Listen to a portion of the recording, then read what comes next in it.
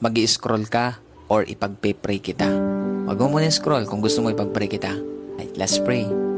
Father God in heaven, in the name of Jesus, with the power of the Holy Spirit, Panginoon, salamat po sa mga oras na ito.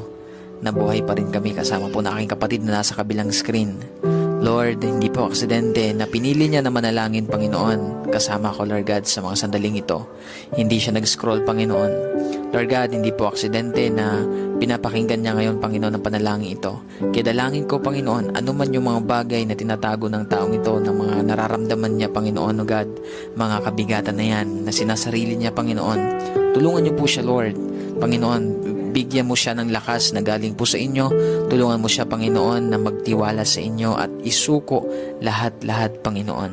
Lord, walang bagay na hindi mo alam sa buhay namin, lalo na sa taong ito na nandito sa screen, Panginoon. Alam mo, Lord, kung paano siya nasasaktan. Alam mo, Lord, yung kanyang mga pagluha. Alam mo, Panginoon, yung kanya pong karamdaman. Alam mo yung kanyang suffering, Panginoon. Lahat yan ay nalalaman mo, Panginoon.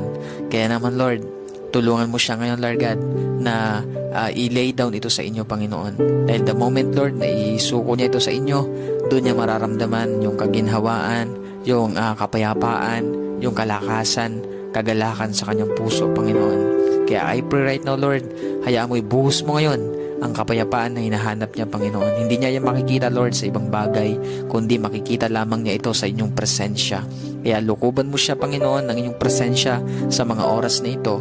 Dalangin ko po, Lord, na maramdaman niya ang pagyakap mo na napakahigpit, Panginoon.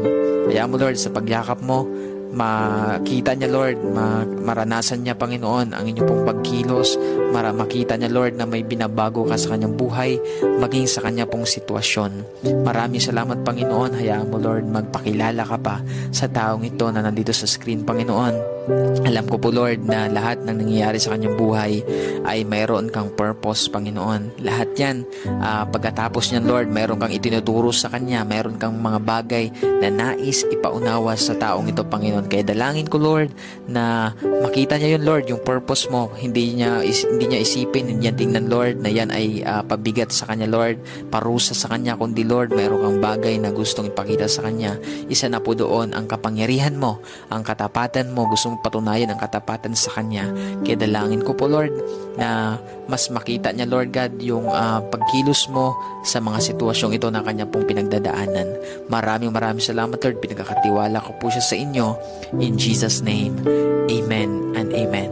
So, ayan kapatid, ipagkatiwala mo yan sa Panginoon lahat. May purpose si Lord kung bakit ka nandyan.